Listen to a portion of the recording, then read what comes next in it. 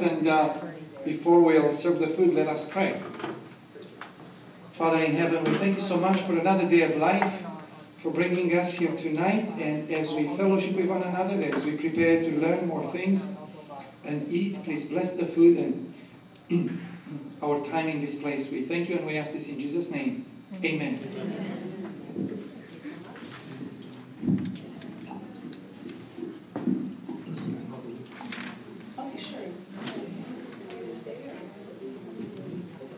Pastor has an announcement to make. Well, we were wondering when to make this announcement. Maybe more people will come. But if you are interested in how media meaning, cell phones, social media, computers, movies, and everything else, influences your life, we have this weekend presentations in the same place. It's going to be Friday night at 7, Saturday morning at 11, Saturday afternoon 2:30, 3:30, and the panel discussion. Then it's going to be a whole weekend on how media influences our minds and our lifestyle, actually, family, spiritual life, and on and on. If you'd be interested, you're welcome to come. Sounds like something that is affecting all of us, so I'm going to be there. Okay, great. So, again, I think we have some newcomers here. If you should have gotten recipes. We do have recipes to hand out. And these are all plant-based foods. There's no dairy products, no animal products in our foods. And tonight we're having something like layered enchiladas. And I'm not sure what else we're having, but it looks really yummy. And you should have also gotten an evaluation. So tonight is the first time we're doing an evaluation, and we would really appreciate it if you fill one out. If you've never been to Living Well, you don't have to fill one out. This is our 6th year this year, and we're just about ending our 6th season. So if you've been coming, please let us know what you think. We absolutely want to know the truth. If you don't want to put your name on it, don't put your name on it. We want to know what you really think. If you have ideas, if you really don't like what we do, some parts of our program, please do let us know. We really value your opinion. So, okay, it's kind of noisy here. Okay.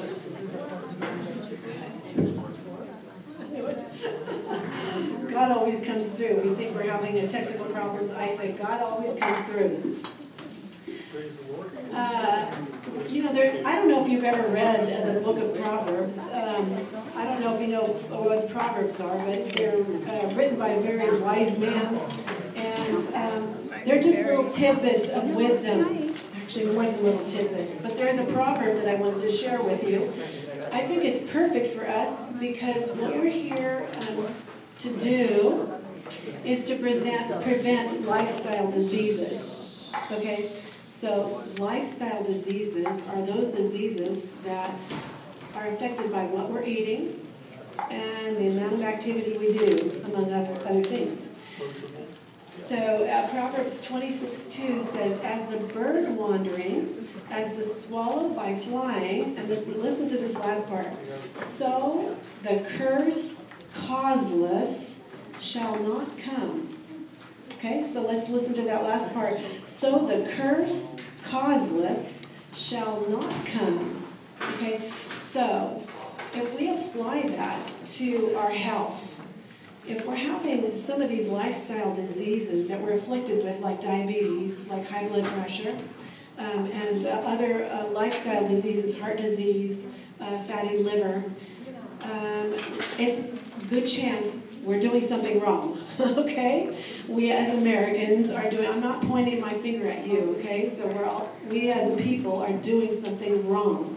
Americans are dying left and right and being handicapped by diseases that can be preventable, okay? So there's reasons that we're getting these diseases, and it has everything to do with how we're living our lives, what we're eating, and what we're not doing with our bodies in terms of exercise. So that's what we're here for. We hope to motivate people. We want to share with you what we believe God has given us to care for our bodies. A natural diet based on plant foods, whole plant foods like fruits, vegetables, whole grains, nuts and seeds, beans, those are the foods that we should be loading up on, okay? Those are the foods that God's given us naturally. So that when He created us, He didn't say, go and kill that cow over there and have your dinner. He gave us plant foods. He said, this is the food that I want you to put in your body.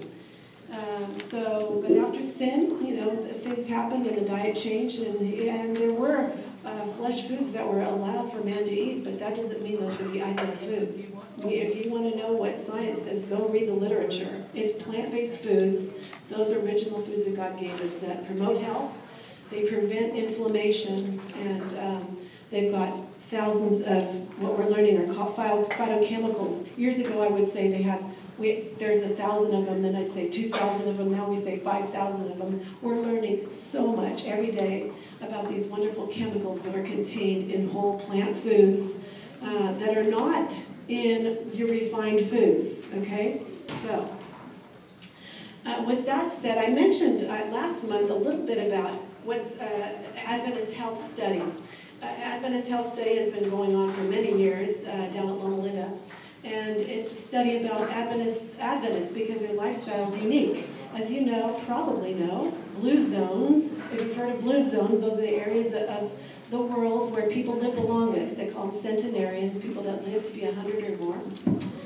Loma Linda, California, where there are a lot of Adventists, that is one of those areas. So one of the things that's interesting is, as a dietitian, of course, I work with other dietitians, and I hear a lot about what people are telling people to do, and a lot of the common thought is that we should eat 5 or 6 meals a day because it boosts our metabolism. Now, out of the Adventist Health Study came some interesting information about that it actually showed in terms of our weight. In other words, is it better if we're struggling with our weight? Should we eat? A lot of people think we should eat 5 or 6 meals a day, small meals a day. But from Adventist Health Study, it showed from the second Adventist Health Study, which is kind of the follow-up to the first, is a little bit more recent, showed clear results showing that better weight control was experienced by those members who ate fewer meals. Now, Adventists have generally recommended, let's eat a big breakfast, and let's eat a good-sized lunch, and if you have to eat dinner at night, make it light, okay? So 2 to 3 meals, 2 preferable, but 3 at the most. So this showed that people who ate fewer meals had better weight control than people who consumed 5 or 6 meals. And they also showed that it was better for people who that had a longer fast at night. In other words, if you eat at, say, 6 o'clock is your last meal, and then you go until 6 o'clock the next morning and you eat your breakfast, that 12-hour fast is very, very good for your health, okay? So generally, usually, I eat at work I get done with my eating at 1, and I don't eat it until the next day at 5:30 in the morning. And I'm not saying that's for everybody, but it works for me. And I eat a pretty good sized breakfast.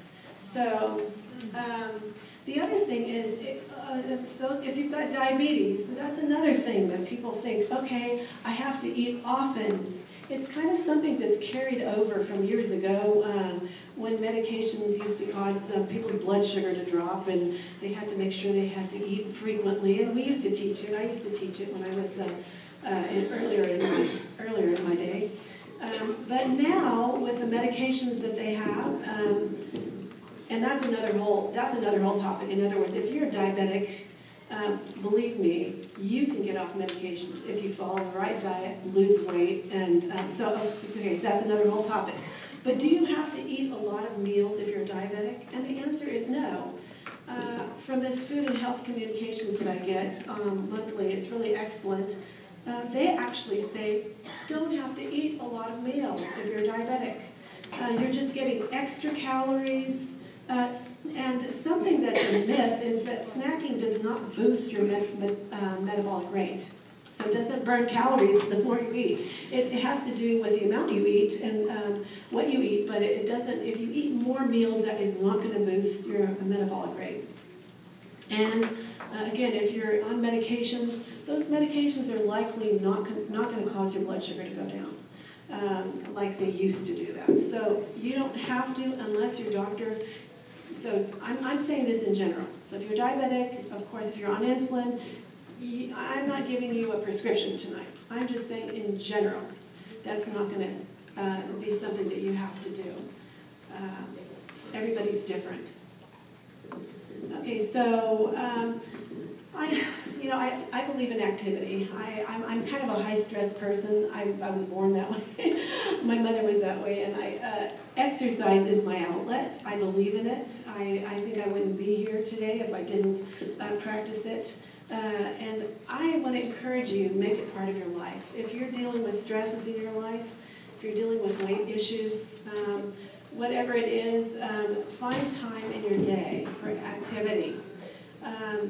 There's a new report that came out this year, a scientific report from the Physical Activity Guidelines Advisory Committee, that's a long name, and they say that any activity is better than none, okay? So if you're starting from zero, any that you do is better than none. And they say more is better than less, and any amount at any level or duration counts. Now the real recommendations are for 50 to 300 minutes a week. Okay, let's break that down. So 50 minutes a week, what is that? If you did it 5 days a week, how many minutes is that? 10. 10 minutes, okay? Who can't find 10 minutes in their day, 5 days a week, even if it's raining outside, to move your body, okay? I know these little kiddos over here know to do that, right? Walking in place, I bet. I bet they're moving all the time. So, okay, so let's be active. 300 minutes is 60 minutes, 5 days a week. That's on the high end, but I think all of us can do something. You start where you're at. We're not going to compare ourselves to each other. You don't have to look at anybody else. You look at where you're at, and you just start putting one foot in front of the other. Physical activity, you're going to sleep better. Dr. Teskey's going to talk about sleep. You're going to feel better and function better. And some of these things happen immediately, some of these benefits. According to some of the studies, this is from UC Davis Integrated Medicine. They have a wonderful program there that promotes plant-based diet and healthy living. They say that exercise, walking, okay, which I think most of us can do. Some of us might have a harder time, but even with a walker, you can get moving, put one foot in front of the other. It can boost your immune system, okay? It can improve your blood circulation, increase creativity. It can even ease joint pain. If you've got joint pain, try walking. And if you've got, if it's something that the doctor says don't do it. But if you're just a little sore, the more you move, the likely chance you're going to feel better as you continue the motion. And it also lightens moods. Becky? It helps to warm up a little bit first. Get your joints kind of loosened up before you start exercising. Good idea. Absolutely. In fact, I had an injury about a month ago because actually I wasn't stretching enough. And I had to take off a little time because I wasn't stretching enough. Okay, I'm going to skip that. And I'm not going to steal the thunder from Dr. Teskey, but I did want to say a few things about sleep from my perspective. So I like to share some of the tidbits I get from Nutrition Action. It's one of my favorite newsletters. If you want to get a good nutrition newsletter, they're not total plant-based, but they're certainly excellent. You're on the right track in many things. But what they're saying is that 40 to 50% of people complain of sleep problems. And actually about 6 to 10% of adults actually have true insomnia. And yours truly is one of those. So those are the numbers. And I just wanted to share a couple of things about sleep. And actually, I don't think Dr. Teskey's going to hit on this, but there are some foods that, are you going to hit on that, Dr. Teskey? There are some foods that are, okay, that can promote a better sleep. Now, I'm not saying you should eat right before you go to bed. In fact, I don't believe that. I think it's good to eat and give yourself a couple hours to digest your food before you go to bed, okay? A lot of people will, researchers think, you should eat, well, this one says eat a couple kiwis about 2 hours before bedtime. There are foods that contain melatonin and some serotonin, things that will help you sleep. So you can try them. Some of the studies show that if you're not eating enough protein, you may not be getting a good quality sleep. I don't believe you should eat too much protein, but if you're vegetarian and you eat a variety of foods, and you're not eating the same thing every day, you're eating beans and you're eating nuts and you're eating, like I said, whole grains, you're probably getting enough protein, but you might look at your diet and see what you're doing, where your protein sources are, and see if you're getting enough protein in your diet. Tofu is a great source of protein. Tart cherries, not the sweet cherries, but tart cherries have, they can increase your level of melatonin. Bananas, pineapple, and oranges, also good sources of melatonin. So walnuts are also good. So these are some foods if you're dealing with problems with sleep. Now these are foods that I eat almost every day. I don't know about you, but these are also, they're excellent foods, healthy foods. Foods high in tryptophan are also helpful. You don't have to eat turkey like a lot of the researchers say, but eating something high in tryptophan, which could be something like peanut butter, you can look up sources on the web. That can also help. That can help you become drowsy and calm before bedtime. So foods to avoid, of course, foods to avoid before, what do you think those are? Of course, energy drinks you're not going to drink at night. Caffeine, shouldn't drink anyway, because they have, all those drinks have negative side effects, not just for sleep, but for your body, for your metabolism, for brain chemistry. You want to stay away from sweetened beverages. If you're drinking sweetened beverages, that is such an easy thing to give up, okay? That is one of those things that is a no-brainer. If you want to lose weight, you're drinking sodas, that's the place to stop. We know that all that high fructose corn syrup is causing fatty deposits in your liver, so leading to non-alcoholic fatty liver disease eventually. So we want to stop doing sodas. Don't do your sweetened drinks. They're just the #1 place, I think, if you're doing that, find an alternative, like spa water with fruit in it. Find something different, and I don't recommend using artificial sweeteners. And the other thing is not eating right before you go to bed. Drinking alcohol, even if you think it's going to help you sleep, it really doesn't give you good quality sleep. And there are other certainly big risks associated with drinking alcohol. Okay, so I'm going to invite Tess to come up and share the dessert recipe with you. Have you gotten no, you haven't gotten your desserts yet. Okay. It should be really yummy. This is Tess. We're so glad always to have her. She's such a great demonstrator. And we don't have he's coming. Sorry, we don't have a lapel mic, so tonight we're a little bit handicapped. Okay, everybody, good evening. Did you enjoy your meal? Awesome. So you're just waiting for your dessert then? Okay, so while you wait, how about I demo how to make it? I definitely need that. So we're making a vegan flan. I'm not sure that's the pronunciation. Okay, it's a flan, right? Spanish. Okay, so I've had this prepared by a Brazilian friend of mine, and it is absolutely delicious. How many of you have had a flan before? Oh, everybody, okay. So generally it's based on eggs, right? It's based on eggs, but we're not making it with eggs. We're not, this is a healthy version of flan.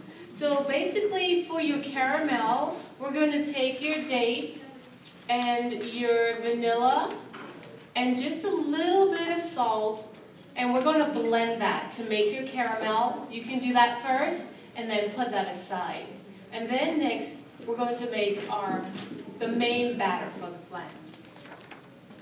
Okay.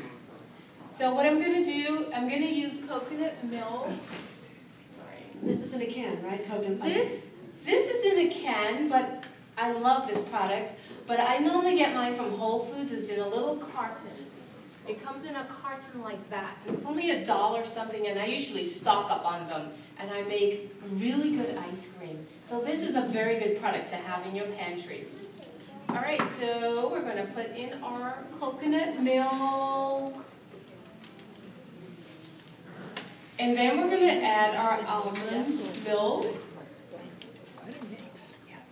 And then our maple syrup. Really quick and easy. It doesn't take a whole lot of time. And our almond flavor. Oh boy. Not wanting to come out of there. And then we have a little vanilla to give us that really good flavor. And so we're going to blend that for a few minutes.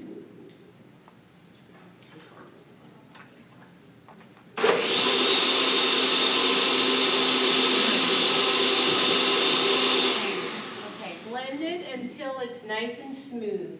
And so we set that aside. So you have your caramel, and this is what it looks like when you're done.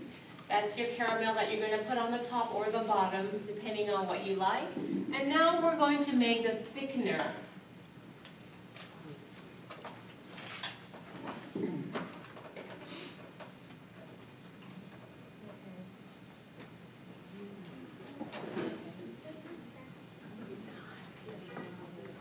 And so we're going to take 1 cup of the almond milk, and we're going to use a little guy. His name is agar powder. You can get this in Whole Foods. You can also find this in the Asian stores. Okay, and it acts like a gelatin. It makes it jelly-like. From seaweed. Yes, it's a vegetable, and it's from seaweed, yes. So what we're going to do is just, we're going to put in our agar, and we're going to have to watch it very carefully and mix it so that it doesn't burn or stick. And you're just going to heat it and stir it until it is thick.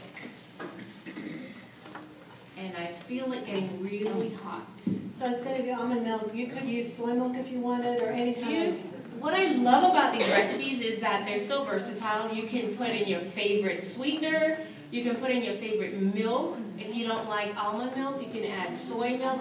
There's so many varieties of milk on the market today. You have hazelnut. You have all, varieties. Just experiment. Or you could even use agave if you were maybe watching your blood sugar. You can use lower glycemic index. Very good point. You can use agave. Just look for the healthier sweeteners. Okay, so this is getting hot really quick. And we probably won't have time to let it finish, but it is getting thick.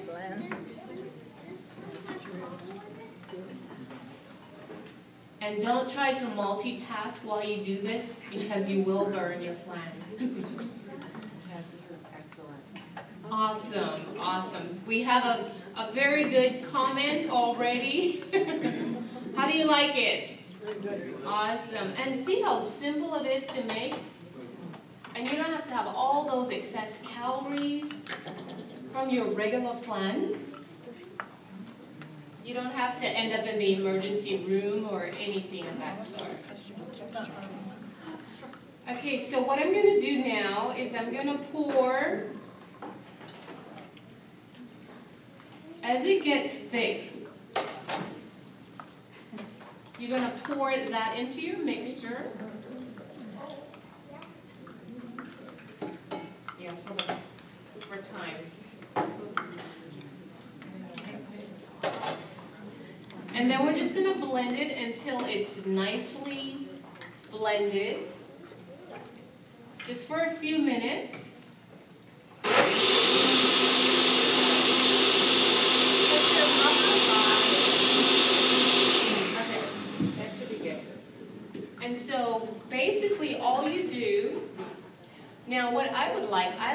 my caramel on the bottom. So I'm gonna put a little bit on the bottom, just so I can have that delicious flavor on the bottom as well as the top. Can you guys see? And then you're gonna pour your flan batter on top of that. It is?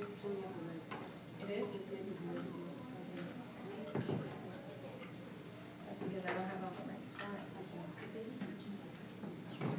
There you go.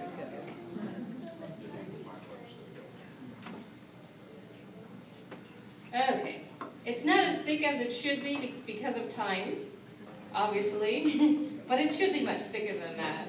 It'll be a nice drink. And then all you have to do is put the rest of your caramel on top of that.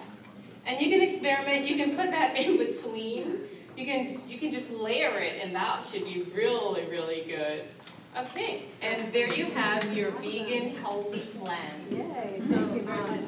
So would that normally be thicker then? And Absolutely. Okay, so do you have to let it sit in the refrigerator for a little bit or something? Yes, very good point that I totally forgot. You just you can put it in the refrigerator overnight or for a couple of hours and it gets thicker. The longer it stays in the refrigerator, the thicker it gets. And if you want it thicker, like maybe cheesecake or something, you can add a little more agar into it. Make it more gelatin. I love it. I absolutely love it. Any other questions or comments? Yay, let's give a hand to Tab. Thank you so much, Tab.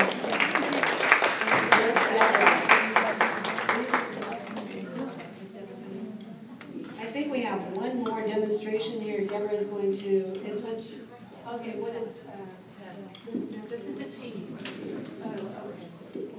we have just a few more minutes. Are there any questions while we're shuffling up here? Are there any questions about the food? Sure, Ross. Yes. I just don't worry about the food, because I have the recipe and it's so good and everything. You notice that it was good. I mean, it's gone on. Okay, so I was just going to ask you, I see that they're recording, so is there a way that we can access your presentation online? I believe, yes, they're going to post it on the church. If you go on the church website, you will be able to find, that's me touching his computer, that's what, sorry. Daniela, to access the recording of this, it's going to be through the church website? Okay, yes. Okay, any other questions? Yes, sure, hi. Hi. Is this all vegan? It's all vegan, correct. So the tortillas would be... I recognize you, Martha. Yes. Whoa, it's been a long time. So good to see you. We missed you, and I told Nancy that. Tell Martha we missed her. Okay, so good to see you. Yes. So would the tortillas also be vegan? Yeah, in fact, the tortillas are non-GMO organic tortillas. You can buy them at Whole Foods or at Sprouts. Oh, okay. I forgot what brand they were. Yeah, here comes Deborah. Yes. So glad that you guys are enjoying the food.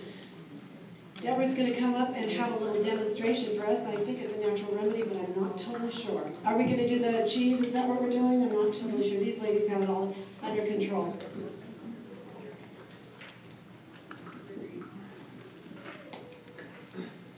Deborah's been slaving away, so Deborah's been cooking for 2 days for this, so we really appreciate all of her efforts. Thank you so much, Deborah. I just want to say one thing about coconut. If you've got high cholesterol level, you're dealing with that, don't do a lot of coconut. I just that's my take on it. I've read the research. I've looked at it. I just think coconut is not. I wouldn't load up on coconut. So especially if using coconut oil a lot in cooking, it raises your cholesterol and it's the LDL, and I just don't think it's the best option. So that's my take. The recipe? Okay, I'll look at it.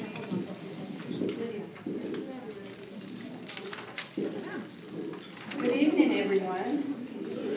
Are you guys enjoying your meal? Yes. Praise the Lord.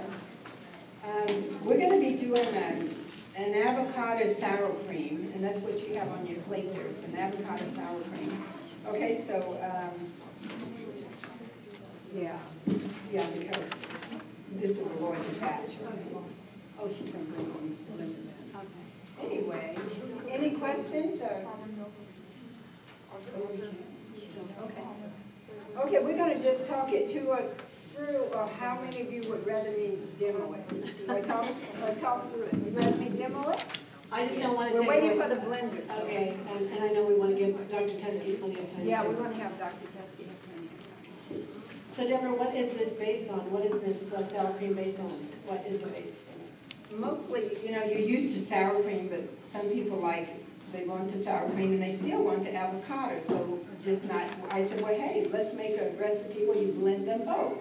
So you have your sour cream and you can put your avocado into the, blend it with the sour cream, and you have an avocado sour cream. Okay. So isn't that cute? So but we're not using dairy products, what are we using instead? No dairy products. We're using tofu. More use silken tofu. We're using cashews. We're using avocado, of course.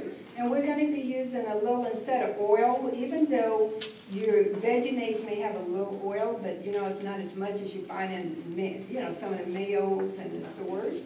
So we made a little healthy approach on that. We're using a vegan veggie mayo, and so you're going to use about a half a cup of that. But this is a large batch, okay?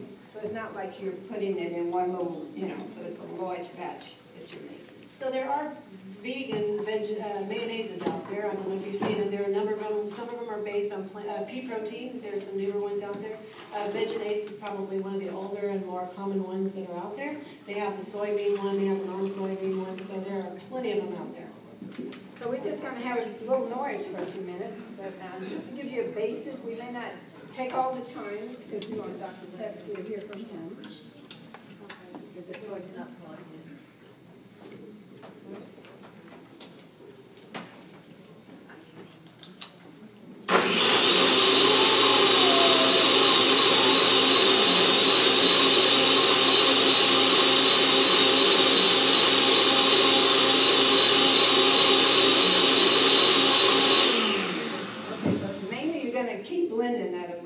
For the sake of time,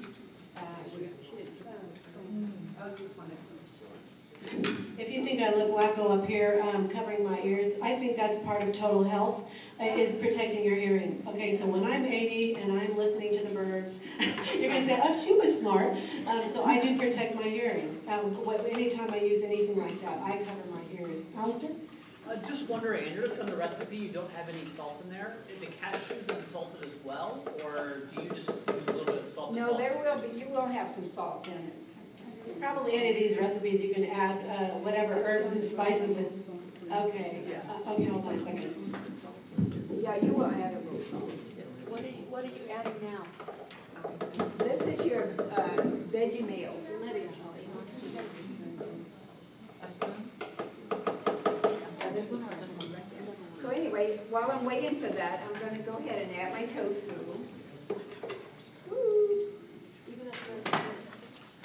And we have some chives here. Well, I'm going to put the chives on top when we get it done. And lemon juice. And we have the mixture here. You have the on this recipe. You have your recipe in front of you. But this is, I think, a tablespoon you have of yeast flakes, and then you have your Himalayan salt, you have onion powder, and you have garlic powder. All of this is for seasoning. So salt is in there, Alistair. Yes, and I'm going to add, this is, I believe Daniela put 2 avocados, and she might put 1 or 2, but this is a large batch we're going to do. And we're finished.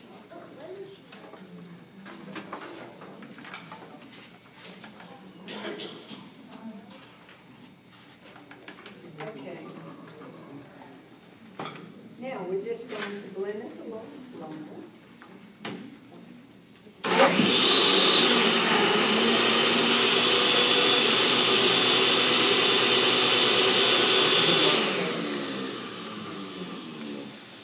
Okay.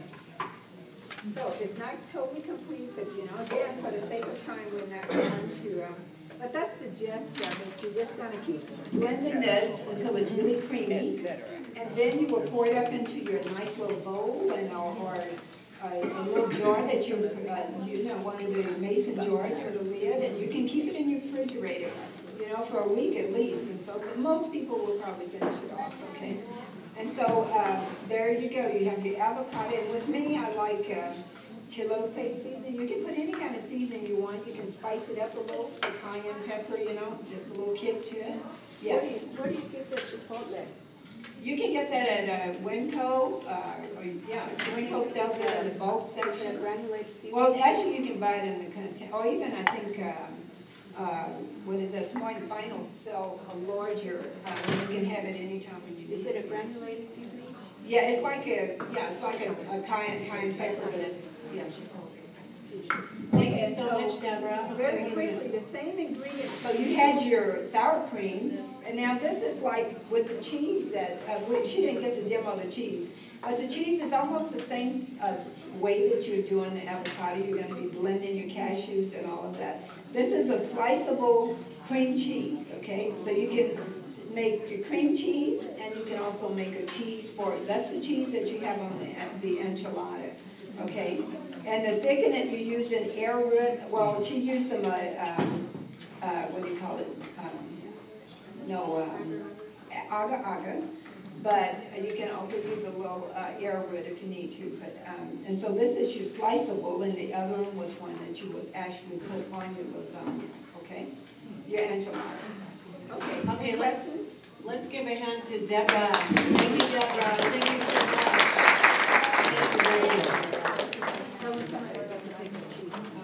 Okay, great. Okay, so it's time for Dr. Teske. I know you guys have all come out to hear him tonight. We have a good presentation. I need it. And we're always happy to have him here. Dr. Teske is an emergency room physician with many, many years of lifestyle medicine he's practiced all over the world, teaching people how to reverse diabetes. And we're just very glad to have him. We're so blessed. I consider him our medical director here at Living Well. And he will be back next month, just to let you know. So please come out again next month. Tonight, his topic is sleep. Why we sleep. So get your notebooks out and take lots of notes.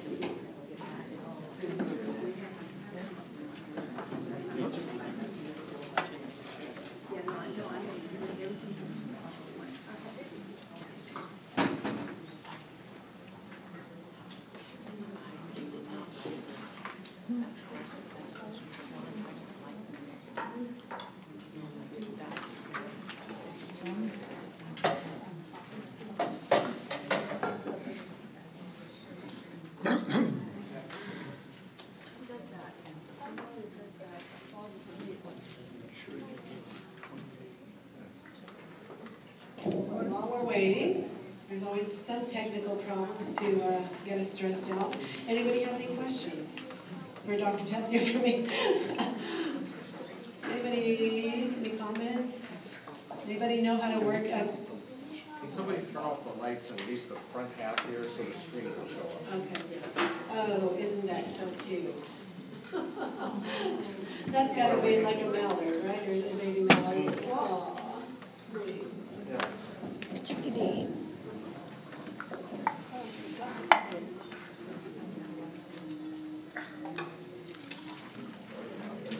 Can you all see the screen now, okay? Yeah. It's baby head. Well, it's nice to be back here again for one of our programs here, and I want to make a special welcome to my colleague Brian from he's one of the ER nurses at the emergency room where I work regularly, and he's brought his whole family here.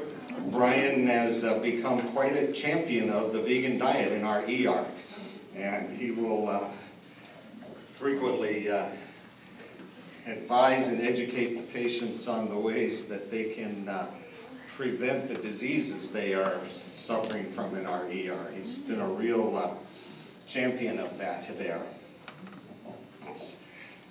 Tonight we're going to talk about sleep. You know, there is just so much fascinating information that's becoming available. It's always exciting to read something new. And I found some fascinating new book that goes over the latest research in sleep. And there is so much more to be known about sleep than we used to think. You know, we used to think that sleep was sort of the time when the brain turned off so it could rest and recover from the day. And it's kind of like everything turned off and turned down and shut down, and you had this sort of rest and recovery. But now we know that that's not really what's taking place. Sleep is very important activity. The brain is as active during sleep as it is during the awake time. It's just doing different things.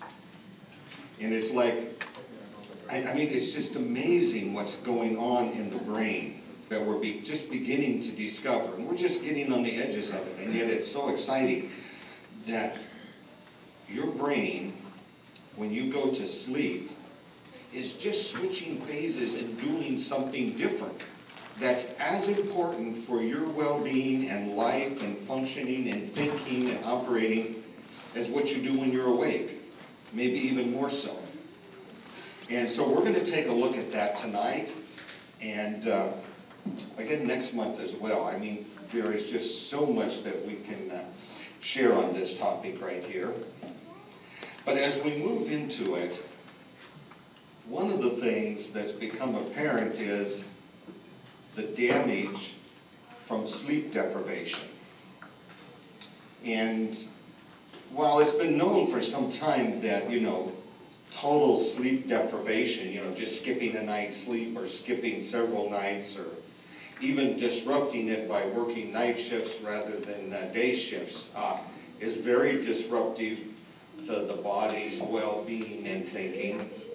We're now realizing that even small incremental daily losses of sleep can be just as devastating to your health. When was the last time you just woke up in the morning, fully rested naturally, and felt great? How many times you have to use an alarm clock to get up and awake you out of your sleep? If you're using an alarm clock to wake you up in the morning, to get on schedule, to get where you're going, you're sleep deprived. The body has its natural sleep cycle it needs to go through. How many hours of sleep do we need? 8 hours. 8 hours, somewhere between 7 and 9. Most people are somewhere between 8 and 9. And it's a misconception that some people, oh, I don't need that much, I get by on 6 hours. If you're getting 6 hours of sleep, you're not getting enough. And if you're getting 5 or 4 hours of sleep, you are definitely going to be in serious sleep deprivation. Even very short studies of just 4 or 5 days of, you know, coming in at 5 or 6 hours of sleep will show significant, measurable changes in everything.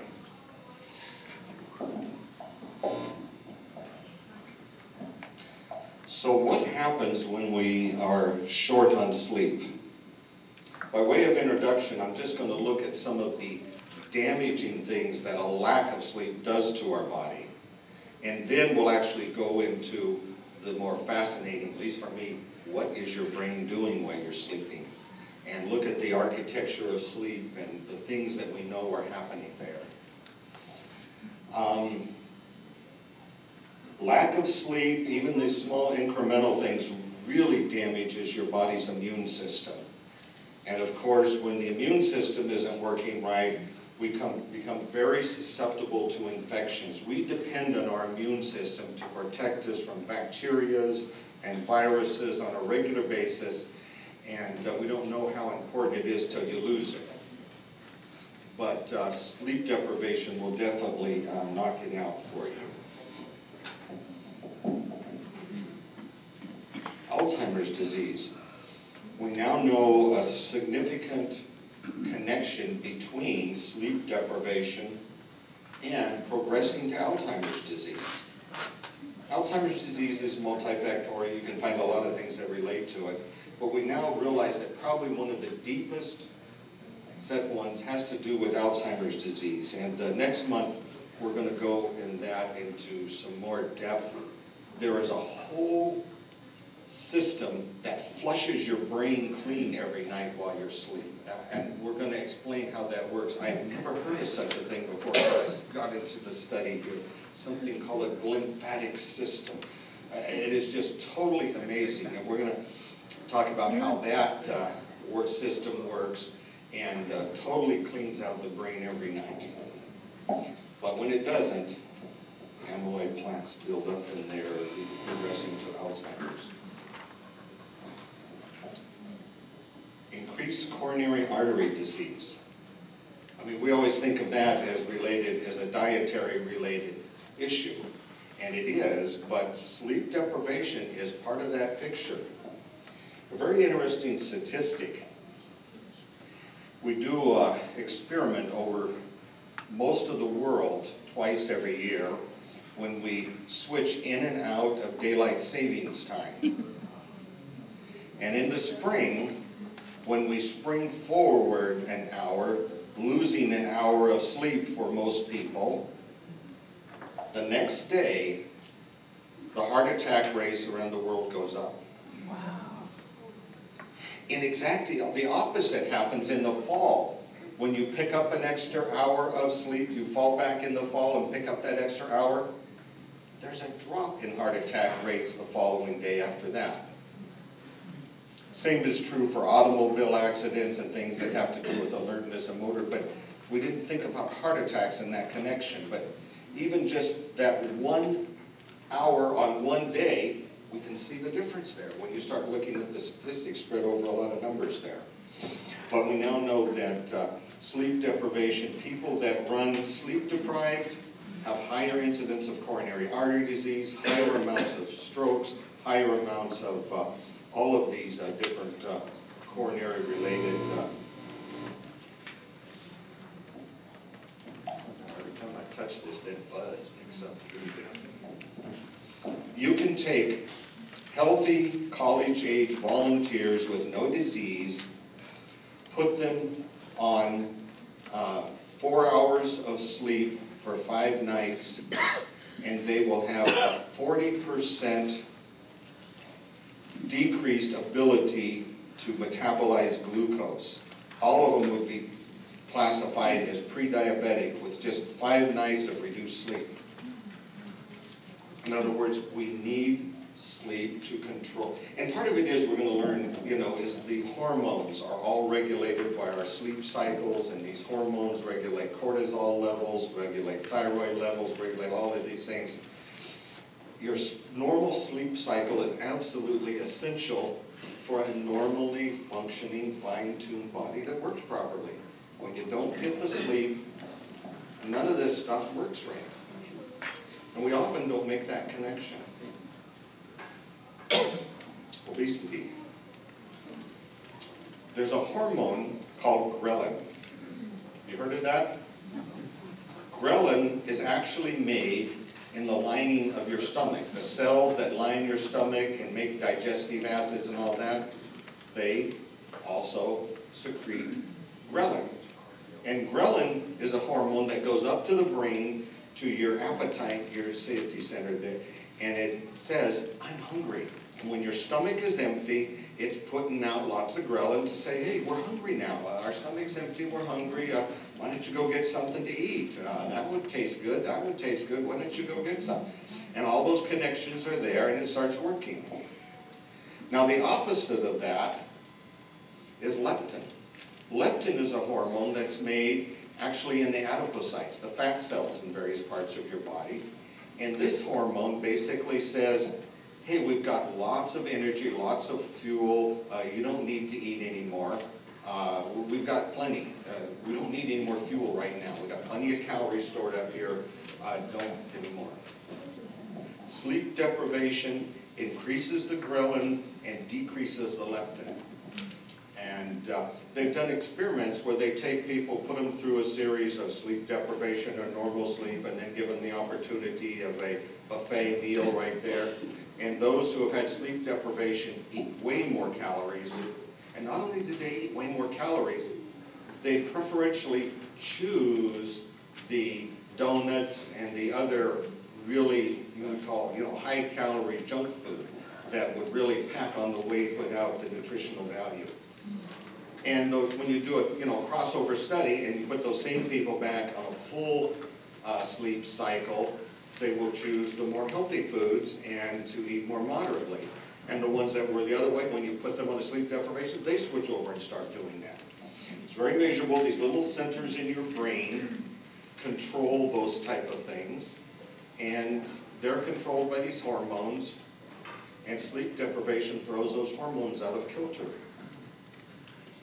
One of those little centers, the one that says, I'm hungry, go eat some more, not only does ghrelin work, they're your endocannabinoids, marijuana, which is now becoming much more widely available. People that use marijuana get the munchies because the marijuana is going to that center and saying, hey, go eat some more, you're hungry, you need some more food. And they get these munchies, they gotta go grab snacks and start eating.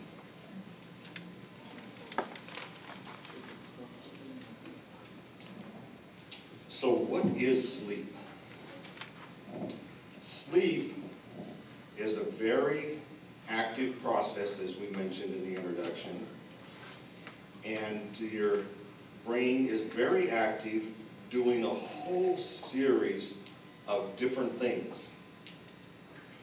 And first, I want to take a look at how do you fall asleep? What happens in the brain to, in other words, how do you go from being awake to being asleep?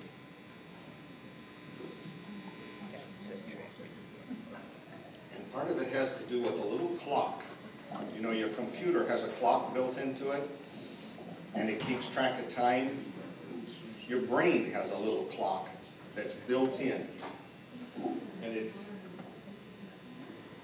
right here. See this little green spot right here in this diagram? It's called the suprachiasmatic nucleus. It's a cluster of little cells.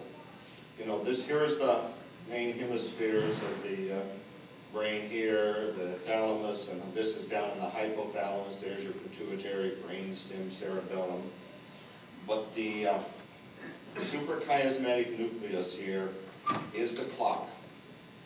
You know, and if you look here, they've done more of a global section. These two little spots right here, like most things, they come in pairs there in the brain. That's your clock. Those two little spots of cells right there. And if you enlarged it here, we find that it's made of at least 6 different types of cells that work together to make the clock run. And it's a 24-hour clock. It measures days. And it's got this 24-hour cycle. And there's a series of different, actually, genes inside of there that code for and make certain proteins. And one of these proteins will start building up and increasing as it keeps transcribing and making more of this protein throughout the day. The levels are going higher and higher and higher.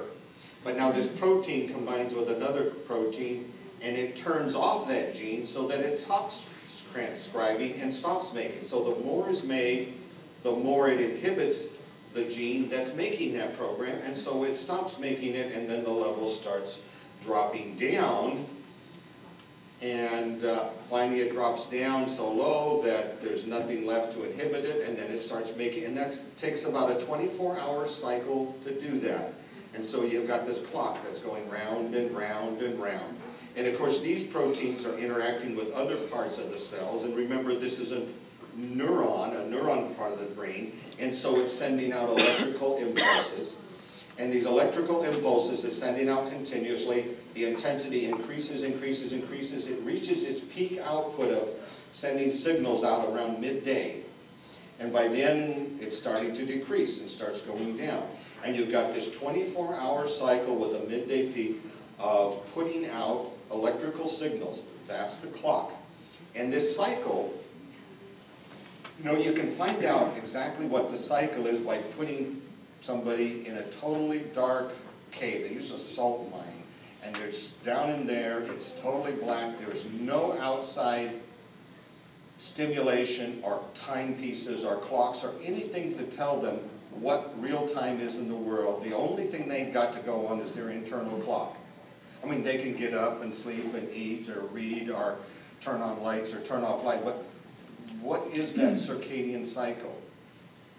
And we studied that, and we now realize that in almost everybody, it's always a little more than 24 hours. Probably the average of the population is about 24 hours and 15 minutes. It's a very accurate clock, it runs about that. There is some individual variation in that, but about 24 hours and 15 minutes roughly. And that's where they get the name circadian. Circa is sort of approximately or about, and dian refers to day. So it's an about a day long clock. Well now, if you have a clock that's about a day long, what's going to happen day after day if you keep running a clock that ran for 24 hours and 15 minutes every day? You jump Then the ahead. next day it would be a little bit farther off, and the next day 50, and pretty soon you'd be an hour off, and pretty soon you'd be several hours off, and pretty soon you'd be 12 hours out of cycle. So with this circadian clock, you have to keep resetting the clock. And God has that all designed in there. And we use light to reset the clock. Daylight. We live on a world that turns and rotates, faces the sun and faces away from the sun, and every day we're on this daylight dark cycle.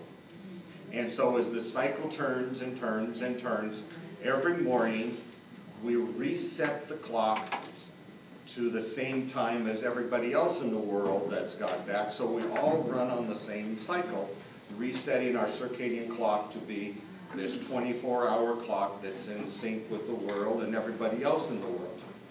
Isn't that neat? So how does that work? Here's the eyeball. Light comes through the lenses here, goes to the back. On the very back of the eye is the retina.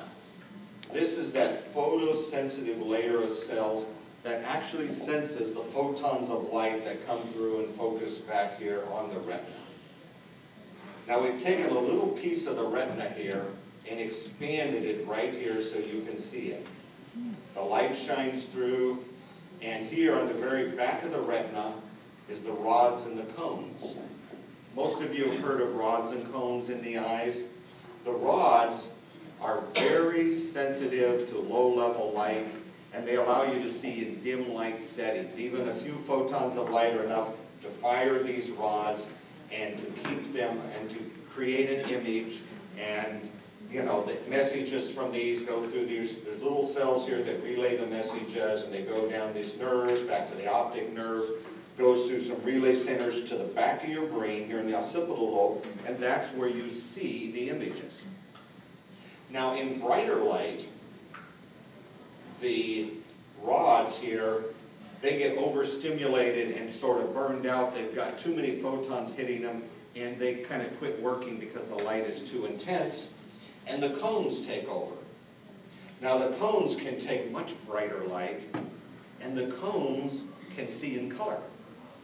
And so the messages that come from the cones give you normal, bright color vision that we see during daylight or good enough indoor lighting at night. And we see the cones, and they're sending their messages through there, and we get create the color images that we see most of the time. And it used to be we thought there was just those two types of receptors, the rods and the cones. But now we realize there is a whole third type of receptor. And that's these little, what are called ganglion cells here. Now you don't use the ganglion cells to generate images. The ganglion cells are sort of like one of these photosensors that turn your lights on and off. They just basically tell you, lights on, lights off. It's dark, it's bright. Okay? And they have messages that they send down to even other centers in the brain. And it's these we're going to look at right now. It's these ganglion cells that are sending messages to some of the other centers in the brain to do other things. And they're basically telling you it's light, it's dark. And to a certain degree, how light and how dark. But those are the cells that we're going to be looking at here. Now, when the light's coming through here, here the ganglion cells sending their nerves down different tracks than the ones that are taking the images from the rods and cones back to the occipital. And they're going here to this suprachiasmatic nucleus we just talked about, your clock. And why are they going to the clock? That's what's resetting your clock. That light message is coming from daylight. The sun comes up, the light comes in, and oh, it's daylight. And time to reset that. And that will keep resetting it so your clock won't be running out of sync farther and farther every day. It stays in there. And so what does it do with that information from the clock? Well, it goes to a lot of different little centers there, because a clock is running different things that need to run on the clock. But the one in particular we're going to look at for sleep. Sleep is something that the clock runs. And the sleep is, and it sends a message down here to through a couple of different nuclei. Eventually it gets to this one called a superior cervical ganglion, which is actually down in your neck a ways. And I don't know why it is, but maybe someday somebody will figure out why God designed it down there. Yeah, but then it sends a message up to the pineal gland. And the pineal gland is going to make a hormone called melatonin, which gets released into the blood. So now we've got an endocrine system here, releasing the hormone melatonin into the blood. Now the blood's going to circulate to every cell in the body, and as it does that, that is what's going to keep your whole body clock running together in sync. Now, if you think about it, there's a lot of things in your body that run on a circadian rhythm. Your cortisol level, your thyroid level, and many other cells. They all kind of have their time when they turn up certain activities and turn down certain activities. They work in these cycles. They kind of rest and have their activity cycles. Now imagine you had an orchestra. And some of you that are musicians here can understand this. But you have an orchestra, and everybody puts earplugs in and blinders on, and then they start to play the music that they've memorized. What would it sound like? It might start off on the same note, but what's going to happen pretty soon? Somebody's going to be going faster, somebody's going to be going slower, and pretty soon it's going to be a disordered, jumbled mess of what? Chaos. Yeah, chaos. That's the right word, chaos, yeah. Melatonin is sort of like the conductor. And the conductor's got the baton, and they stand up in front of the orchestra, and what are they doing? They're keeping everybody synchronized on the same beat at the same time. Melatonin is the conductor of the orchestra of every gland in your body. It's keeping all of your things coming out on the same beat, on the same cycle, on the same rhythm. And it's that melatonin orchestrating it all and keeping it going. Right there. Sunlight sets it. It's a 24-hour clock. There's some relays. It puts out the melatonin, and this burst of melatonin is what does it. Here's a little bit more diagrammatic, a little bit more complex. Here you've got the ganglion cells sending their message to the suprachiasmatic nucleus, it to another nucleus, down to another nucleus. Here's that one way down the neck here. Superior cervical ganglion. It sends it to the pineal gland, and the pineal gland produces it. Notice some of these go another place. They go up to some other things here, other little nuclei. And look at this one here. This one is sending a message back out to the iris of your eye. What does the iris of your eye do? It's in the light. It opens and closes. And why does it open and close? Light. To control the light. If the light's real bright, what does it do? Close.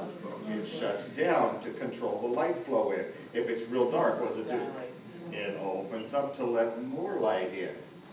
How does it know when to open up and shut down? It's the ganglion cells back here are sensing the light. They're sending it through their circuits back here and controlling the iris. Isn't that cool? It's amazing you start seeing how these things run here. This picture is not for you to memorize. I really just threw in here showing that, you know, as we start to, we always like to simplify something to make it clear. Well, it's actually a lot more complicated. There's a lot of other factors that time on this. There's other nuclei from other places that impinge on here. If you don't have light to reset your clock, say you're blind, you can actually reset, your clock will reset and stay on cycle with social cues. You know, talking to people, meeting other people, and being on their social with you, you can keep your clock synchronized. And so there are other influences, but by far the strongest influence is light. Light through the ganglion cells in the retina back to the suprachiasmatic nucleus will keep it reset, even though there are other lesser resetters that can take over into prominence if need be. But the reason I threw this up here, all of these neurons communicate through synapses with neurotransmitters. And, you know, when you start seeing all of the different neurotransmitters that are doing different things in different places, your brain is hugely complex. And this is just one little part of the brain, the clock. Think of every other part of your brain that runs emotions, that runs motor functions, that runs visual functions, that runs memory, it just goes on and on, your language. All of these things are extremely complex, and they all use these different neurotransmitters, and some of them use them, the same ones, in different ways in different places. Now the reason I'm pointing all that out is, today we in medicine tend to use a lot of drugs to try to solve problems and fix things. And as we do that, we start messing up a lot of things. Yeah, here's a GABA, this gamma-aminobutyric acid. If you're on one of the anti-anxiety drugs, like Ativan or Xanax or Valium or Restoron, boy, you're just throwing off every GABA receptor in every part of the brain everywhere now suddenly with this drug. What's that do to this delicately fine-tuned mechanism that God built in here? You're just flooding it with something that's overriding it. 5-hydroxytryptophan, serotonin, the SSRIs, which we use for depression, but they start using them for almost everything. You know, something's not working right, take one of, take some Prozac. Norepinephrine, we're doing caffeine's going to override that, boost your levels, throw up that off, and all over the place. Right here's the norepinephrine receptors will be off. Here are the opiates here, some pain medicines there, and on and on. Almost any medication that affects the brain in any way is going to be affecting it in hundreds of different places in different ways, and you're really scrambling up a very delicate, fine-tuned mechanism that God has created there. Did you have a question? I did, yeah. Is there any, you're talking about natural light and how our eyes process it and how it triggers our circadian rhythm. Is there any notable difference between natural light versus fluorescent or, like artificial light? Yes. For these particular cells, these ganglion cells, it's the blue light, which is prominent in outdoor daylight. Now we find this same frequency reproduced out of sequence in our world in the LEDs. And if you're using an iPhone or an iPad or a TV at night, you're now bombarding your retina with the same frequency that it was meant to get from sunlight. But if you're doing that at 8, 9, 10, 11 o'clock at night, what are you doing to this? We're throwing it way off. There are many people now that advise no LED light after, after 8 o'clock or after 9 o'clock. As a matter of fact, now, iPhone, and I think some of the other phones as well, they actually have a setting on them. You can set them, and they'll turn off the blue frequency for you. You can set it to turn it off. You can just set it to sunlight, and it knows when when sunrise and sunset are in your time zone, and it'll actually turn off the blue, and your screen turns all this funny yellow color, because they've cut all the blue, that blue frequency out that's there. So they're trying a little correction there, but your TV doesn't do that. And, it used to be we had candlelight, and then fluorescent, the incandescent lights, which were on the, more the red frequencies. But now, we're getting away from incandescent lights and going to fluorescence and to LEDs, all of which are this blue frequencies, which again are putting impulses in here to the suprachiasmatic nucleus, again pushing our clock out of kilter there. So when it comes down to ideal sleep hygiene, getting rid of blue light after sundown will be a step in the right direction to trying to get this stuff all back and running smooth. Okay, put that up there. So, as we look at this process here, well, the clock, which is set by the sunlight, and it's getting the pineal gland to put out this pulse of melatonin. Here's your melatonin. During the day, your melatonin level is basically close to 0.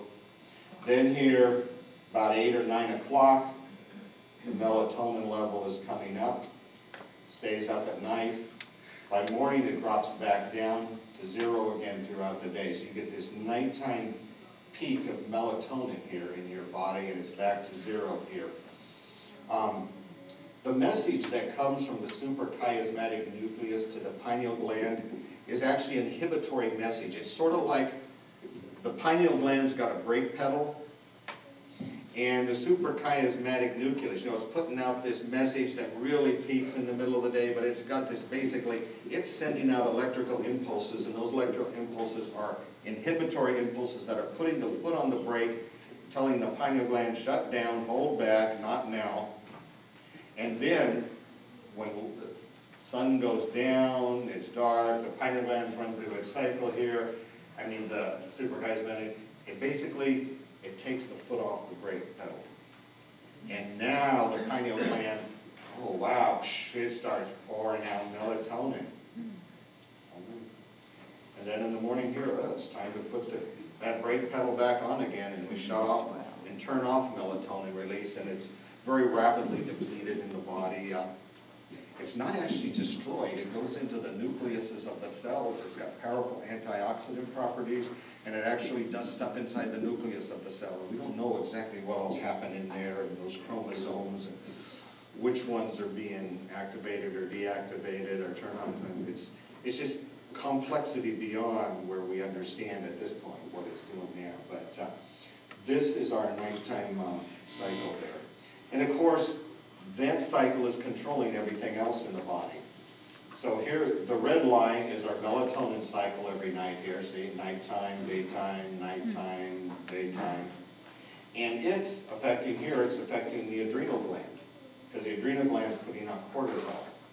By the way, we know how it does that. It affects it. There's actually a thing in the pituitary gland that then, actually in the hypothalamus that goes to the pituitary gland. The pituitary gland sends the ACTH down to the adrenal gland, and the adrenal gland dumps out the cortisol, which is a major controller of body's metabolism. And we see similar types of cycles with all the other hormones.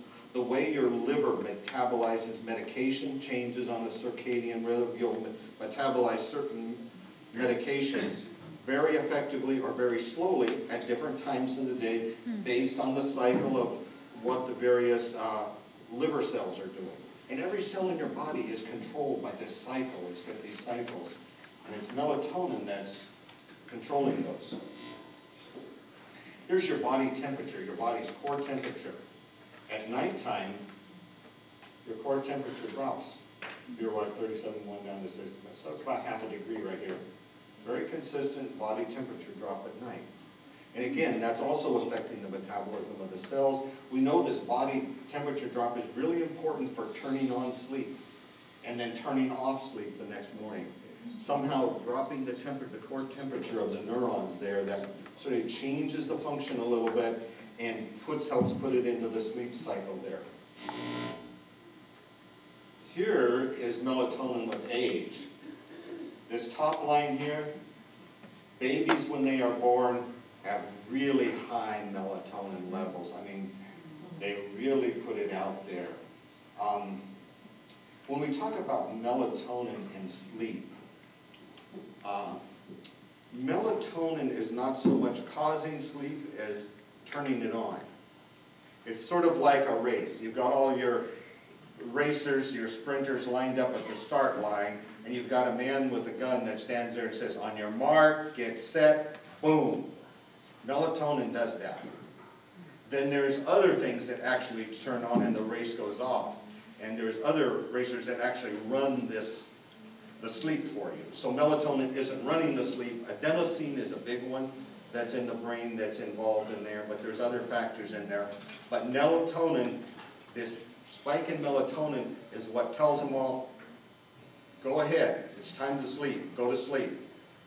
So that key peak in melatonin is right there. And of course this high peak in childhood, you ever seen how well kids sleep? What's that phrase, sleep like a baby? Yeah, the babies are really sleeping there. And around puberty here, at early adolescence right here, there's a fairly sudden drop where melatonin levels now run at a lower level. And this is the normal adult level right here. And this is the ideal level here for controlling the body and all of its normal adult cycles and adult functions here. Unfortunately, we live in bodies that deteriorate with age. And as we get older, those levels get less and less. In other words, the pineal gland gets weaker, it gets older, it puts out less melatonin each night. It's still running its cycle, but it's not quite sending out the strong message that it used to here. And there comes a point where it's extremely low right here. This is the point down in here where melatonin supplementation can be very helpful to people. And if you find that you're having trouble falling asleep, and you see yourself down in one of these age categories here, beyond 40, some people may start to know, 40 to 50, we're down here, they may notice significant changes, and certainly moving 60, 65, and over 65 here. Taking melatonin, taking a dose of melatonin, and you take it at bedtime, for your time zone that you're in right here. Taking the melatonin at bedtime every night can help give you this peak back here and tell all the cells, hey, it is nighttime, go ahead and do your thing, cycle, go to sleep, and tells all the other ones, it's time to set your clock, this is when bedtime is, so set your clocks, we're going to run on this cycle tomorrow. And so taking melatonin at bedtime can be very helpful as you see this decline here. Here's a very interesting one that's very little known, the adolescent sleep-wake cycle. So if you look here, in this black line here, the normal circadian rhythm, this is our normal nighttime melatonin. Early teen years, their melatonin cycle slips about 2 hours later. It's just something that's wired in there, it happens to all the kids. And suddenly the kids want to stay up late at night. And you're telling them it's time to go to bed, and no, they're wide awake and they want to keep going and playing, and their fridge right here. And of course, what happens in the morning?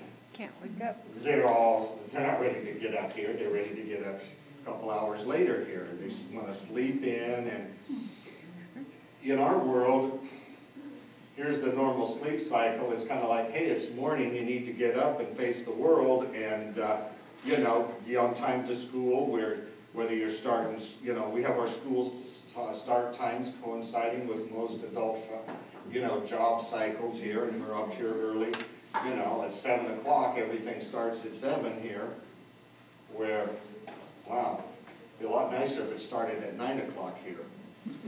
See, would be their normal sleep cycle. And so suddenly we've cut several hours of sleep out of our young people at a time when sleep is so essential for learning and developing who they are and everything in their life. It's not like you could say, well, hey, just go to bed earlier.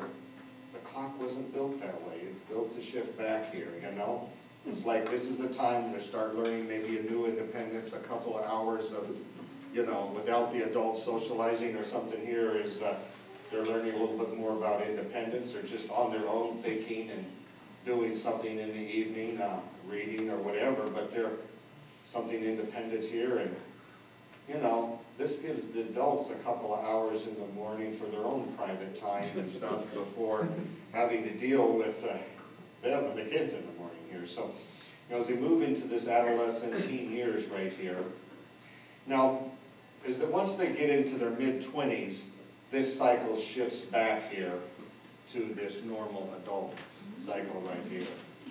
But we do a great disservice with our early morning bus schedules and early morning start times at schools. There's a few, and I stress extremely few schools that have actually looked at this data and said, we're going to adjust our time schedules accordingly. And they have a school start time at 9 o'clock. And you know what happened? Everybody's grade went up a point level. Their college admission test called SAT, are you familiar with that? Their SAT scores all went up like 100. I mean, it was just like the entire school body suddenly became smarter because all of the brain was working right. We were working in their cycle. You know, even adults, there's a variation. Some people are morning people and some people are night people. You know, the larks and the night owls. By the way, if you're one of those, some people are in between, but some people are pretty extremely lark and some are pretty extremely night owls. And it's genetic. If you're a night owl, chances are one or both of your parents were night owls too. It's just part of the, somehow that circadian clock that's built in there tends to set and run later. The best thing you can do is find a schedule and occupation in life that allows you to function in your optimum awake zone. Usually in our society, the night owls get discriminated against. They're sleeping in, they can't get up in the morning, they're lazy, they're not going out. No, they're just on a different time cycle. But we tend to penalize them and socially and at work often for not being that early morning, bright-eyed going. And of course, they try to compensate it for it with caffeine, which only further disrupts the circadian rhythm and really messes things up there. So the best thing we can do is cooperate with the clock the way it's designed rather than trying to, through some method, to force that clock into a different time zone. So the degree that we can, maybe we should see if we can get our school here. I don't know what our start time is at FAA, but maybe we should see if we could get them. 8 o'clock. 8 o'clock. So they're right about in here. And so what time do we have to get up to be to school on time and have breakfast and make the bus work? You know, ideally if we could push this out here, we would, you know, boost our academic achievements up. And not only just that, social development and there's many things that happen when I see here in this area right here. So what actually happens when you sleep? Here's a map showing the architecture of sleep, what happens when you sleep. This first level up here is awake. The next lower level is what we call REM sleep. Stands for rapid eye movement, because the eyes are darting back and forth inside their sockets during this sleep right here. REM sleep is dream sleep. This is when you dream. But when you first fall asleep, you just bypass that REM sleep, you go down, and then here we have what we call non-REM. All of these that are not REM sleep are non-REM. And there's different stages. There's 1, 2, 3, 4, which are deeper stages. There's very slow brainwave activity down here, and very important things are happening down here. So we very rapidly drop down into this really deep stage 4 sleep. And the night, we go through repeated approximately 90-minute cycles of sleep. And we go through these. But you notice throughout the night they change. Your first couple of cycles here go down into this really deep phase sleep. Later on, they are non-REM, but it's stage 1 and 2 REM. Different things are taking place here. And then, of course, the REM sleep up here, your dream sleep, even different things are happening there. So you'll notice that early in your sleep cycle, these things are happening later in here. So if you're using an alarm clock or getting your kids up before they should, they're missing out on here, which can have certain devastating results here. You notice there's a few brief awakenings during the night where the brain actually goes up to an awakening. These ones you probably won't remember in the morning. You'll just have felt you slept through the night. And they're brief. They don't seem to hurt too much there when there's just a couple of them like that. If we put things on, here's the awake brain. There's a drowsy brain. Here's REM sleep. Now, if you look at REM sleep and look at awake brain, can you tell the difference? Not much. Not much. But when you think about it, what's happening in your brain? What's a dream? I mean, it's like you're awake, living out this dream in there, and you're getting that type of activity. Now, the first thing that happens when you fall asleep, in the thalamus, there are some switches that basically turn off all sensory input.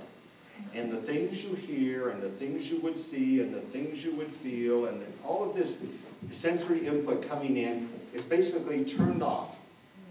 And it would take quite a huge overload to wake you up out of these deep stages of sleep that happen, because all the sensory input is taken off. In this REM sleep, you're responding to sensory input like here, but it's not outside sensory. This is all inside sensory. This is your memories, both your memories from the day before and old memories from years ago. But it's responding to internal stimuli and carrying on as an organization, integrative function in the brain right here, going all different parts of the brain, just like during an awake cycle, and it's actually organizing and integrating the brain here. Now the non-REM sleep here, stage 1, 2, 3, and 4, you start getting these big slow waves, clear down to this way, you get these really big slow waves. There's a generator right up here, if you just go right above your nose, right in the center of your forehead, right back here into the frontal lobe. They start there and spread from there across the brain to the back of the brain, and then another one, and another. And each one of these waves right here is starting and just spreading, and it pulsates through the brain. And it's amazing, you've got these brain waves just pulsating, going across there, and in the process, it's like every cell in your brain is synchronized and working together in this same pulsation. You know, imagine you're at a huge football arena and they do these things where they have this wave and everybody stands and does something and you just watch this wave pass around the crowd. All of these cells are doing that in perfect unison. I mean, at no other time during the day do they do that. Every cell is on its own cycle firing, you know, the stuff up there. You know, this is what's going on today. But now suddenly, they're all in unison in these high voltage slow waves. And then these slow waves are interrupted by these little spindles here. We go, so there's slow waves that always occurs on one of the downbeats. You go in there.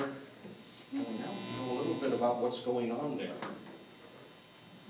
So down in the center of your brain here is your hippocampus. The hippocampus is your, you might say, memory. This is your daily short-term memory, your flash drive. Everything that happened today you're aware of, right? I mean, you remember where you parked your car when you came here tonight. You remember what you had for lunch today. You remember your conversation you had with somebody. Everything that happened today is in your brain. And if you think back, you can recall pretty much a diary of everything that happened today. Right? Okay, now what's happening down here, and these slow waves are going across, and these little we're actually transferring data from the hippocampus, our short-term drive, or you might say the RAM in the computer, or a flash drive we saw here, and we're transferring it up to the cortex, to your permanent memory here. And there's actually a selecting process. Some stuff we don't need to save, and we don't. You probably don't remember every place you parked your car for the last year. Right. Unless it was the same spot every time. You have a habit pattern you're remembering. But you don't remember that. You don't remember what you had for every meal last week, probably. And certainly if you go back, you don't remember that. The brain deletes unessential information. But there are certain things you want to remember, and you try to remember them, and the brain starts transferring those things up here. And the interesting thing we found is your frontal lobe here, up here, your power of decision and choice and thinking and all of that is actually controlling that. And they can actually do experiments where they're telling people, it's sort of like, you know, when you go through the textbook and the teacher says, remember this for the exam, this is going to be on the exam for sure, don't worry about this, you know, we're not going to test on this. Your brain actually can pick up that kind of information, and while you're sound asleep, it's sorting that out. This was something that was important and I'm supposed to remember. You're putting it up here. Whereas other less important information it's putting out. You know, you're studying your Bible, you're memorizing verses, you said, this is important, I want to remember this, and you read it over a few times, you're saying, the frontal lobe is saying, okay, let's store that. And so while you're sleeping here, now it's taking that from where you read it today, these little spindles were actually transferring that information up there. The same thing is happening with motor function, motor learning. And a motor skill is different than a cognitive skill.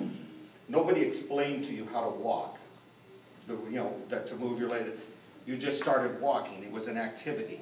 The same is true of riding a bicycle. Same is true of music. If you're learning to play the piano or it's a motor skill, and motor skills are stored down here in a temporary stage, but while you're sleeping, those will all move up here. And not only do you move them up here, they get refined and purified. You can be practicing this piece on the piano or deleting data. And of course it takes a good night's sleep to delete this data, so that part of your short-term memory is clear and fresh and ready to absorb new data. You go to study or to read, your mind isn't jumbled, it's clear, and what you read makes sense, and you put it down all in order here, ready to be organized the next night. So you need both the previous night and the following night, and they've shown that, you know, sleep deprivation either before or after learning the task affects the learning of that. And the dream sleep here, the REM sleep, this is what takes place when we're dreaming.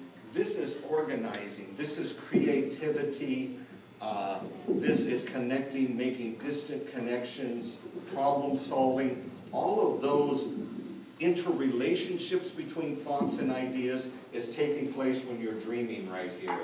Very important for social development, very important in the cognitive aspects of learning a language. I mean, how do children know to use the right rules of grammar when they haven't studied grammar in school? During their REM sleep, the patterns of speech get organized, categorized, and put in place, and they will learn, and they will start using verbs and nouns and adjectives in the right way, in the right place, in sentences. They'll learn sense. They'll learn all of that, and if the organization, the thing is all taking place during their REM sleep here. Just as an aside here, whales have bimodal sleep right here. They sleep with only one half of their brain at a time. The other half is awake. You look here, here is that slow sleep. Here's the other half of the brain wide awake. And then they switch over. Now this half sleeps and this half stays awake. You've got to have at least half awake so you can still swim and go to the surface and breathe. And they do that all night. The sperm whales have a unique pattern. They all go vertical when they sleep. They're doing this type of thing, and they kind of bob up and down vertically like this to go up and breathe all night.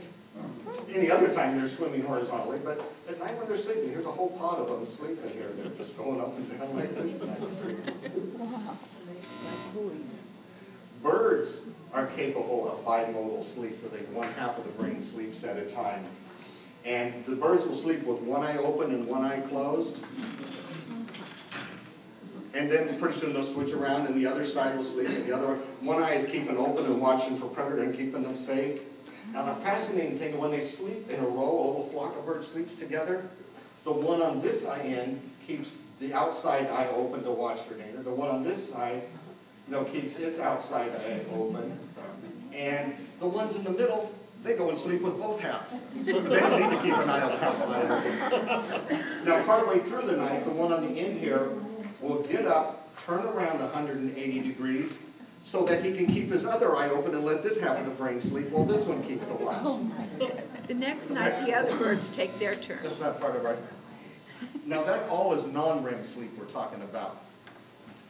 Whales do not do REM sleep. REM sleep can only happen in both halves of the brain, and in REM sleep you become completely paralyzed. Okay? So when REM sleep you're completely paralyzed, that way you don't act out your dreams, because your brain, you're actually generating the motor output of the activities you're doing in your dream. But there's a powerful inhibitory thing that starts in the back of the brain. It goes all the way down the spinal cord that basically paralyzes you and leaves you shut down so that you don't act out your dreams. There's a few disease states where that fails and people start acting out their dreams with quite disastrous results. Whales never have REM sleep because then they would be paralyzed on both sides of their brain. And seals can go out to sea for weeks at a time, and when they do, no REM sleep. They'll do this bimodal, one half at a time, sleeping of the brain. But when they come and sleep on land, they all of a sudden start having REM sleep. Isn't that cool? Dr. Teskey, Yes. So when somebody is sleepwalking, what is that? Yeah, there is somehow that inhibitory thing is failing, and they're actually acting out and walking out their thing there. Yes? Well, I have a question. How is it with the people that speak while they sleep?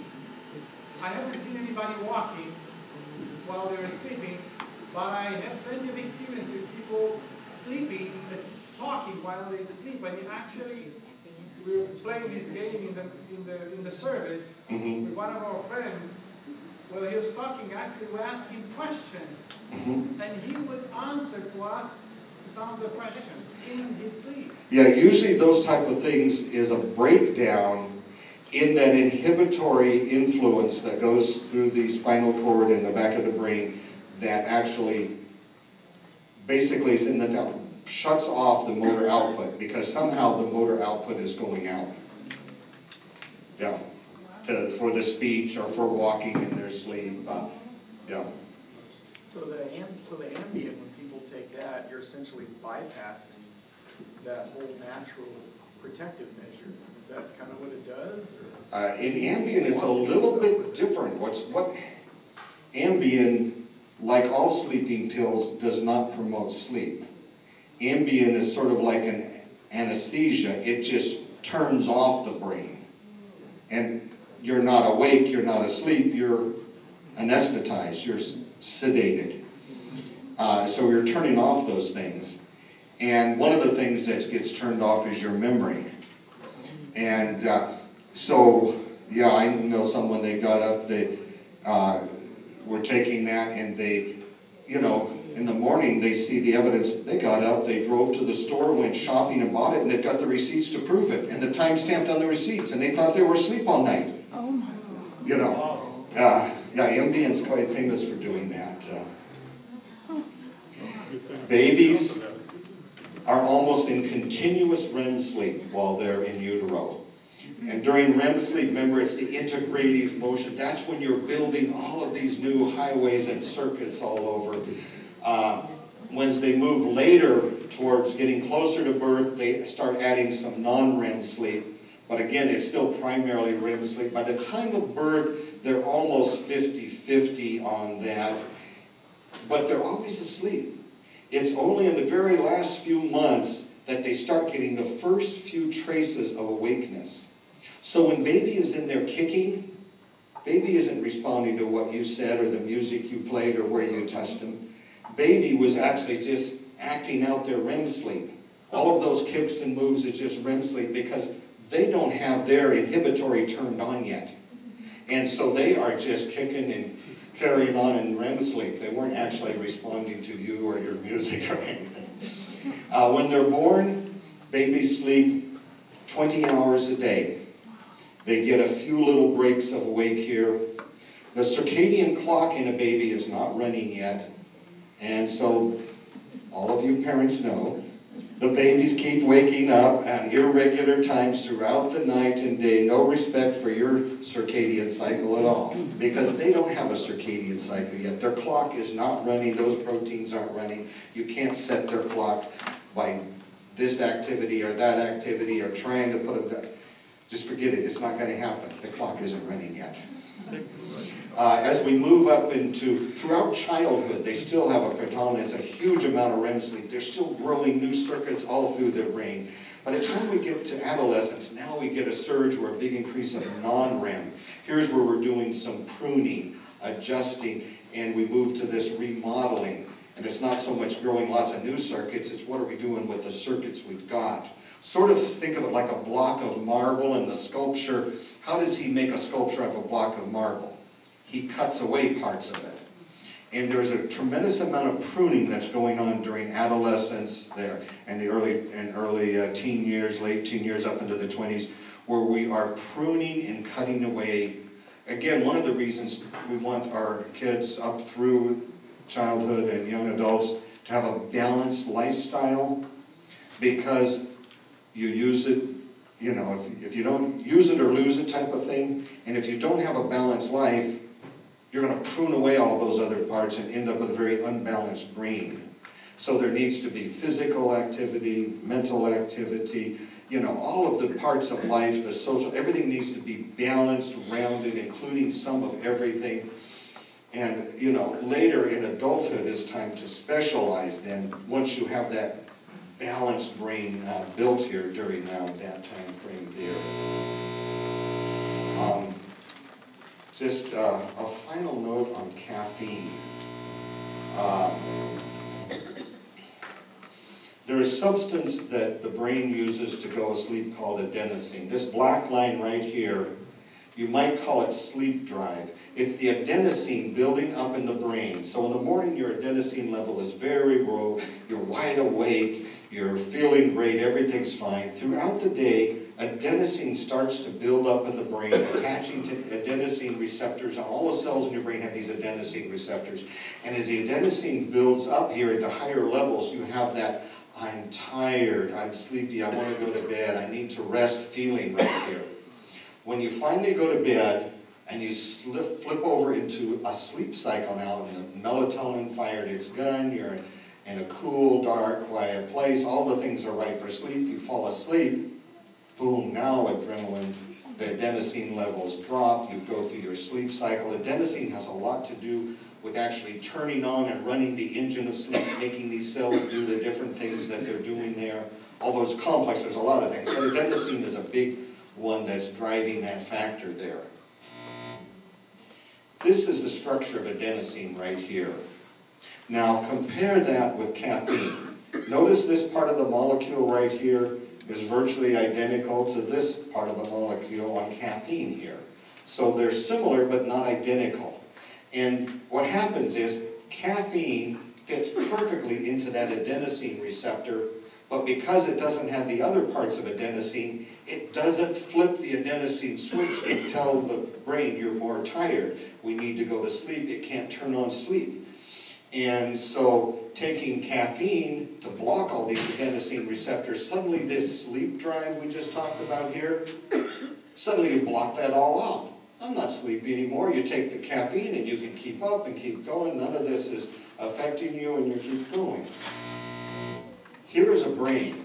This top row here, just showing different angles, is a normal adenosine activity in the brain. And so adenosine is working all of these parts of the brain, you know, moving them toward proper sleep. Here is the same brain, same top after caffeine. What happened to all this adenosine activity? It all got blocked off, turned off. You know, what does that do to sleep? Well, remember our normal sleep architecture. Here's what happened to it with under caffeine. Now notice here, when you fall asleep, where's your deep sleep? We touched a little bit into 3, there's no stage 4. And then these big cycles of deep stage 3 and 4 sleep, they're gone. We've totally knocked those out. What's happening then? Well, that's when we were transferring all that information up there. And that's also when you release growth hormone, which is essential for your health of your other cells. And the caffeine just knocked that all out. Notice all of the micro awakenings during the night. Now it's not just 2 or 3. Look at it. It's just all night long. Now, when you wake up in the morning, you may not remember those, but how good was your quality of sleep here? Really poor. And what about your REM sleep? Look at that. Very little REM sleep. All this late morning REM sleep you're supposed to get here, didn't happen. Just a few little blips in there. And this nice deep sleep that needed here, you know, it's just totally messed up the sleep cycle there with caffeine. Even caffeine in the morning, with its 6-hour half-life, 3.5 half-lives to get 90% out, you're still got caffeine from your morning cup of coffee when you go to bed at 9 o'clock. Really messes up the sleep cycle there. Sleeping pills we mentioned, we was asking about. All of this, there is no sleeping pill that promotes normal sleep architecture and helps you go into normal sleep. All they do is work like a general anesthetic and basically just turn off the brain. But as we know now, brain was not meant to be turned off at night. It's got important work to do. There are parts of the brain that are 30% more active during sleep than during the day. So we need the brain to be doing its nighttime activities just as much as we need the brain to be doing its daytime activities. But the sleeping pills are not giving you sleep. They're sedating you. And one last word, it's very common to use nightcap alcohol as a means. If I just take a glass of wine before I go to bed, I tend to sleep so much, but you're not sleeping better. You're not sleeping at all. You're just sedating the brain. And it probably wear off in the middle of the night anyway. So you're just basically turning off the brain right here. There's another aspect of alcohol. Alcohol is the strongest known drug for suppressing REM sleep. Remember that nice, important REM sleep we had here? Alcohol is the most powerful way of destroying and getting rid of your REM sleep. That's your creativity. That is your, integrative function of the brain. An interesting story about REM sleep. You're all familiar with the periodic table of the elements, and how all these molecules fit together and their various electron shells and protons and have all of these certain chemical and electrical properties based on their position in this chart. You know where that chart came from? There was a Russian scientist who, looking at the elements, says there's got to be some organization and plan how these things all work. There's got to be some system behind this. And so he actually made up little flashcards for each element with their electrons and protons and chemical properties, and he would go through those, and for months he looked at those in his spare time. He's traveling on the train, he would go through them and try to find, and on he kept working on that without any success. One night, in his REM sleep before he woke up, it all came together. He saw the whole periodic table of elements and how they worked and how they came together and everything as it was. And I see people are getting ready to turn me off here. Ready to release the melatonin and shut down the system here. And so he saw the periodic table in this dream. The brain just put it together. And he woke up and immediately wrote out that, and with only a few minor changes, that is the periodic table of elements as we use it in every chemistry class in the world ever since then. Wow. The brain did all that during REM sleep. Many famous musicians, their best creative songs that are most famous, John Lennon's Yesterday, some of the other ones that are just popular songs on the radio that everybody knows and hears, came to them in a dream, They've got this musical mind. But a new tune, a new something come up here. They woke up, wow, they got this tune playing, and they immediately went to the piano, played it out, and it became a famous song. Creativity happens there. Things come together. There's problem solving has come together there. And you don't want to shut that out. When you touch your laptop. Yeah. Anyway, I guess yeah. this little book right here, Why We Sleep, New York Times bestseller, Matthew Walker. He is a researcher in, he's spent decades doing sleep studies and discovering some of these things about how the brain works. And he's written this fascinating, very readable book if you want more information. And of course, we'll share some more with you next month. There's so many more things to look at here, but that's, if you're interested and want some homework, it's really a fun book to read. I really enjoyed it. Let's thank Dr. Tessie.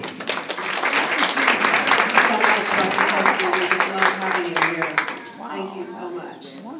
So we're not going to take any more questions now because it's a little bit late, and I know everybody has to work probably. So we're going to go ahead and get your numbers out. Everybody got your numbers out. Nancy's going to read the. We don't have a lot of gifts. Let's see what 1, 2, 3, 4, 5. These, some of these were donated, and Nat, we thank you for donating these. Some of these gifts. Thank you so much. And okay, Nancy, let's go for it. I'll be reading the last 3 numbers. The first one is 789. 789. Next one is 806. 806. Next one is 809.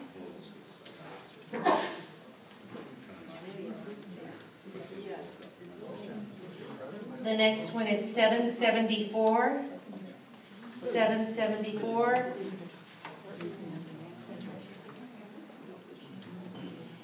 804.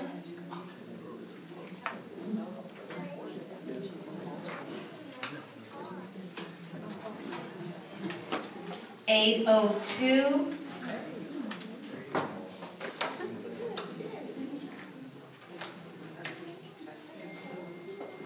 771.